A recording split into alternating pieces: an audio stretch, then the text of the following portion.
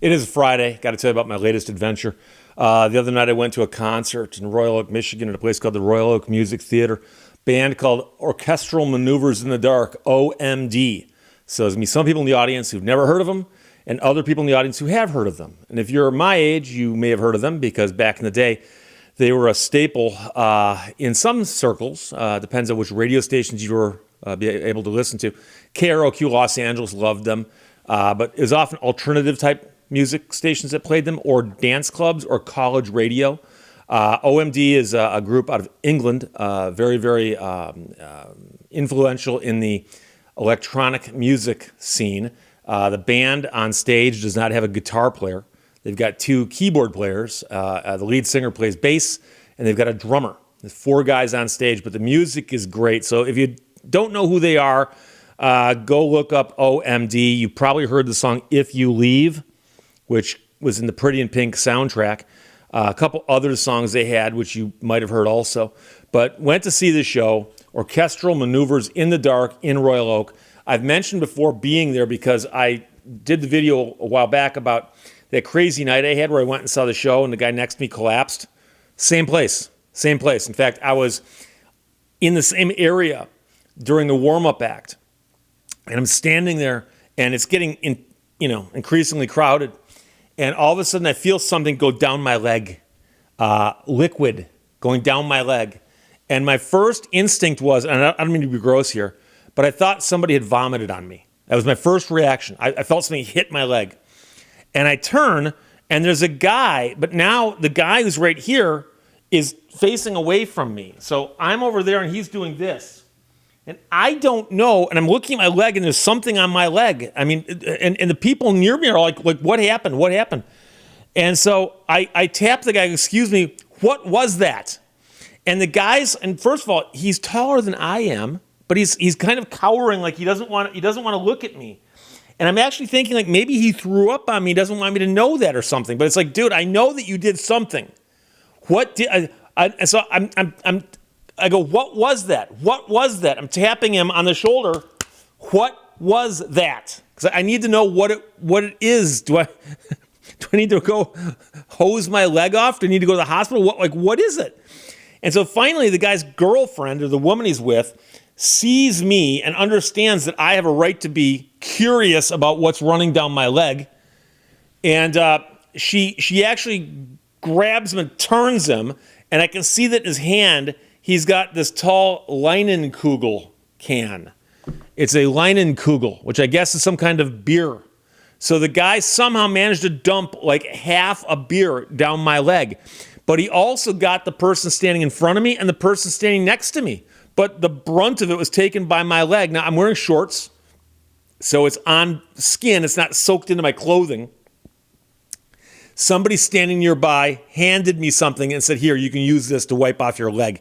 I'm wiping off my leg. It's just beer, okay? But remember, I don't drink beer, okay? I don't like the taste of it. I certainly don't want to pour it on my leg. So the weird thing is the guy never said, I'm sorry. He never. And so later, I was talking to some people about what happened, and somebody goes, I think he dropped the can. And I think when he dropped the can, it hit in a corner and just like squirted out like that or something. But the amount of beer that I had on my leg was more than just what you think would happen if you dropped a can near my leg. So I got my left leg soaked with beer. My left shoe is soaked. My sock is soaked with beer. The people near me have been beered up also. But anyway, long story short, I had some other friends show up, and we coordinated and figured out how to make contact in that general admission area in front of the stage. So we drifted over to the other side. Now, here's the thing. I sometimes don't like being in crowded places, and it was extremely hot. It was extremely hot. The building might have air conditioning, I don't know, but I was wearing shorts and one of these shirts, and I was sweating to the oldies. I mean, it was bad. It was bad. And I was guzzling water at $5.50 a bottle. And yeah, it's like $35 in drinks. What were they? Water. Just guzzling water. But the weirdest thing happens is between the warm-up and OMD coming out, there's a little bit of a transitional period. The roadies are fixing the stage up, and people are starting to come down and wanting to get closer to the stage. And I actually saw a woman who was standing there doing this, despite the fact there's no music playing, but she had her arms out. So imagine that these are her arms. And she's standing in place, swinging her arms back and forth, like this. And I'm watching her going, like, is it a nervous habit, or is she like warming up her spine? What is she doing? And as I'm looking at her, apparently she saw the look of confusion on my face, and she goes, I have friends coming, I'm saving space for them. It's general admission, okay? You don't save space for somebody by swinging your arms to keep the space open. And another one of my friends told me after the show that she was in front of the helicopter woman, and another woman walked up and said, excuse me, and just stepped in front of her. So my friend is here, stage is here, another woman just comes up and goes, steps right in front of her. She's like, okay, whatever. Then this woman turns around and waves to her friends, and 3 of her friends come down and join her, and all 3 of them step in front of that woman, but then all 4 of them kind of spread out and backwards. And so my friend, who's a woman, said she actually pushed the woman, goes, excuse me, you can't just back into me, okay? It's like basketball. Once your feet are planted, you're good, okay? She's like, I'm here. I paid to get in just like you did.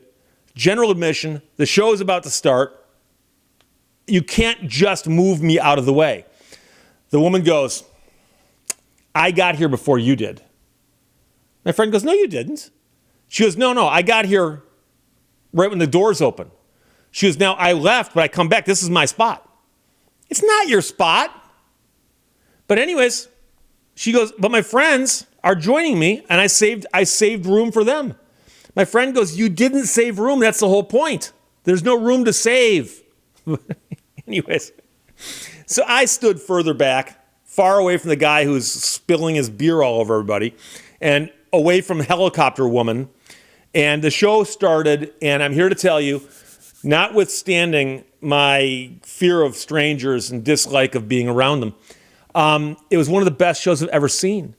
Because Andy McCluskey, who's the primary lead singer, I say that because there's some songs the other guy sings, Paul Humphreys. Andy McCluskey, the bass player, is so energetic, so into the music, and his voice still sounds like it did when he was in his 20s.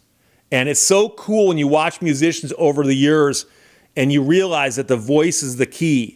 And when you hear a song and you recognize the voice, it is so cool to be watching a live performance and go, there's the guy who sang all these songs. I had their greatest hits back in the day. I've got their greatest hits now in the sense that I've bought the MP3 versions.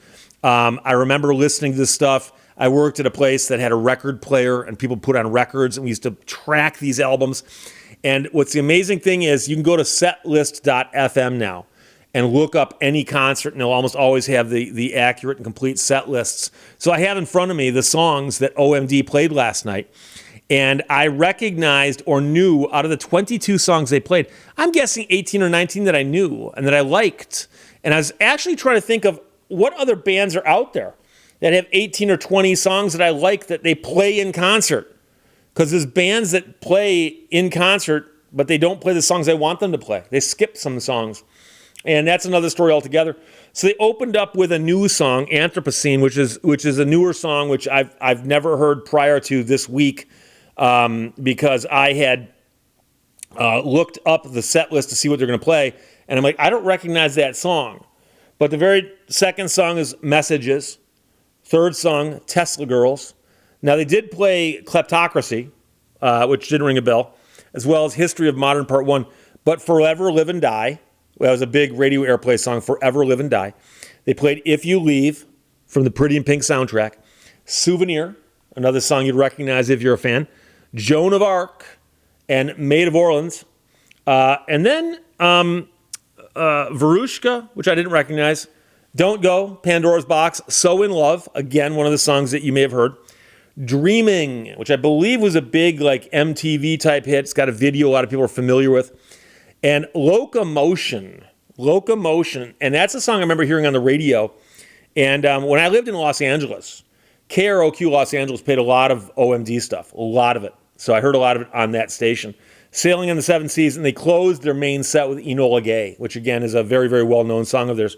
And then did an encore of 3 songs, Look at You Now, Secret, which again is a song I've heard. I enjoy that song a lot. And then they closed with Electricity, which was their first big hit. They were bigger in England than they were in America. I've heard of a lot of these songs, like I said, because I remember hearing this stuff and I bought the records. But you weren't hearing a lot of this stuff on the top 40 radio stations, and certainly not the rock and roll stations in America. But in their career, the band did sell and has sold 40 million records. It's quite a bit. And according to Wikipedia, they had 4 top 20 U.S. hits, 4. So If You Leave was probably the biggest one of those. And again, in the Pretty in Pink soundtrack. So there you go. Interestingly, these guys have been together since like 1977, 76, 77. And there was a period of time where apparently they just got sick of it all, and they stopped performing as a band, and they each went their separate directions. Andy McCluskey apparently was helping out a band called Atomic Kitten, where he was writing music for them and producing it, and apparently they're big someplace. And Paul Humphreys did the same thing with another band that he was helping out. And then after a hiatus of like, I don't know, 8 or 10 years, they decided to get back together again. And so I'm watching this guy on stage, and he's just a couple years older than me. And I'm watching this guy on stage last night, and first of all, it's just as hot where he is as it is where I'm standing. The only difference is he hasn't got people spilling beer on him or doing this around him, trying to keep him away. But he's up there running around the stage, jumping around, he's singing, he's playing the bass.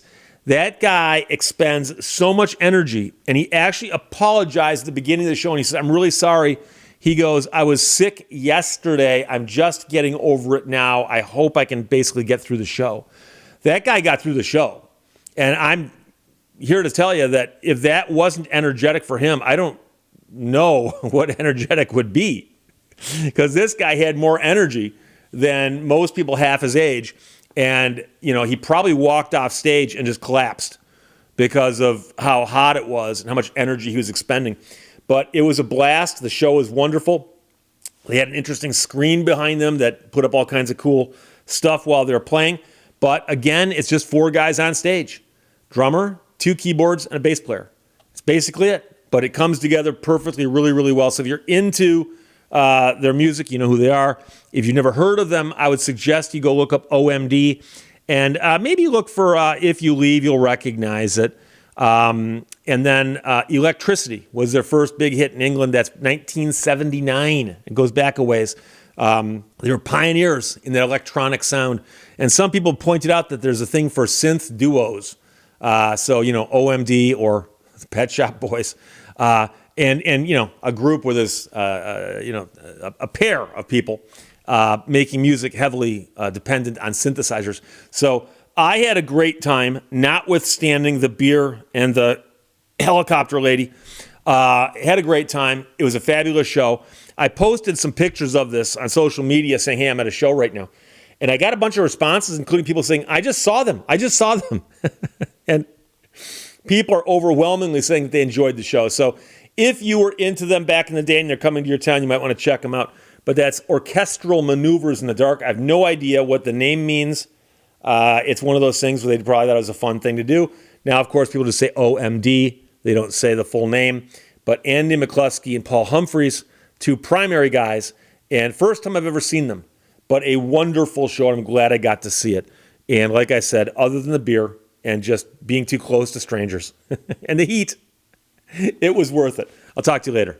Bye-bye.